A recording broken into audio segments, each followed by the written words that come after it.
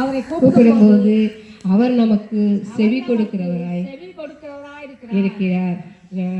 ஒரு அற்புதத்தை நான் சொல்றேன். எங்க வீட்டுக்கு அருகிலே ஒரு மக சோனியான்னு ஒரு மக. அந்த மகளை வந்து பிரசவ காலம் இது. 3 நாட்களாகி அந்த மகளுக்கு தண்ணி இல்லைன்னு சொல்லிட்டு,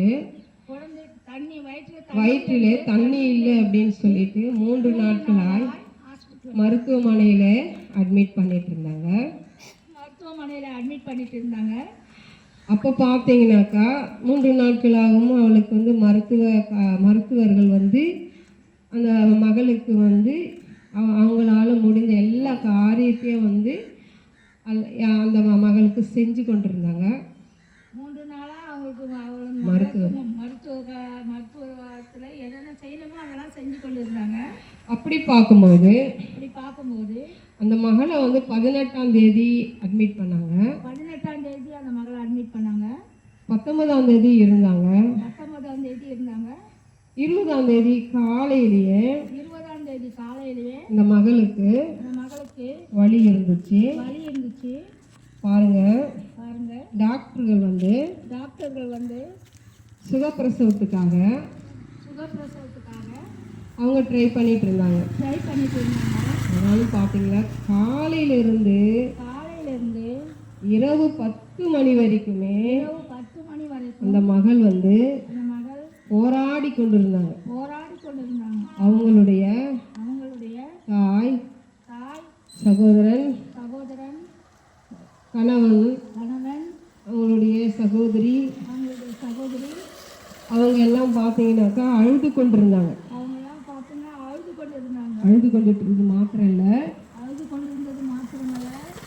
டாக்டர்கள்லாம் சொல்லிட்டாங்க ரொம்ப கிரிட்டிக்கலாக இருக்குது. இது என்ன ஏதாவது அவ்வளோ ஒரு சீரியஸ் கண்டிஷன் அந்த மகள் இருந்தபோது கர்த்தரை நோக்கி தான் அந்த மகள் கூப்பிட்டுருக்காங்க. ஆபத்து நேரத்தில் என்ன நோக்கி கூப்பிடு, அப்பொழுது நான் உன்னை விடுவிப்பேன். இந்த தாய் நோக்கி கூப்பிட்டுருக்காங்க. இந்த தாய், கணவன், சகோதரன் எல்லாம் அழுது கொண்டிருந்தாங்க. என்ன நடக்குமோ என்று பயந்து கொண்டிருந்தாங்க. டாக்டர்களும் சொல்லிட்டாங்க, எங்களால ஒண்ணுமே முடியாது, கடவுள் தான் உதவி செய்யணும்.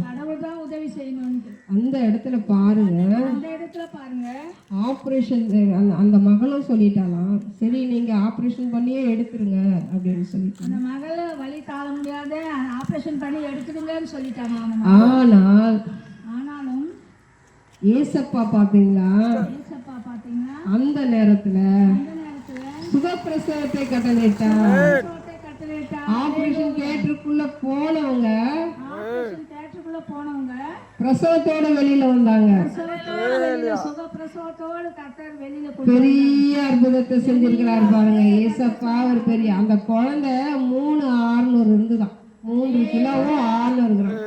அப்போ அந்த எவ்வளவு ஒரு கஷ்டம் பாருங்க. அந்த நேரத்துல கடைசி நிமிஷத்துல கர்த்தர் கைவிடாதபடிக்கு நான் உன்னை கைவிட மாட்டேன் அப்படின்னு சொன்ன தேவன். நீ கலங்காதே, திகையாதே, நான் உன் தேவன், நான் உன்னை விட்டு விலகுவதும் இல்லை, உன்னை கைவிடுவதும் இல்லை என்று கர்த்தர் சொல்லி இருக்கிறார். பாருங்க எப்பேற்பட்ட ஒரு அற்புதம் பாருங்க. அந்த மகனுடைய, எனக்கு குழந்தை பிறந்தது மாத்திரம்தான் தெரியும். நான் வந்து ஒரு 3 தடவை மத்தியானம் ஒரு 1:30 மணிக்கு நான் ஃபோன் பண்ணேன், ஆண்டி பார்த்துட்டு இருக்கிறாங்க, இன்னும் கொஞ்ச நேரத்துல குழந்தை பிறந்துடும். அப்படியே நேரம் கடந்துகிட்டே போய் இரவு 10:07 தான் அந்த மகன் பிறந்திருக்கிறான். அப்ப பாருங்க, அந்த மகள் வந்து போராடிக்கிட்டே அவங்க தாய்கிட்ட எல்லாம் சொல்லியிருக்காங்க, மா நீங்க பயப்படாதீங்க, ஏசப்பா என்ன கைவிட மாட்டாரு, என்னை கைவிட மாட்டாரு ஏசப்பா அப்படின்னு சொல்லிட்டு. அந்த மகன் எனக்கு ஃபோன் பண்ணும்போது, ஆண்டி ஜெபம் பண்ணிக்கோங்க, ஆண்டி ஜெபம் பண்ணிக்கோங்க. நான் சொன்னேன்,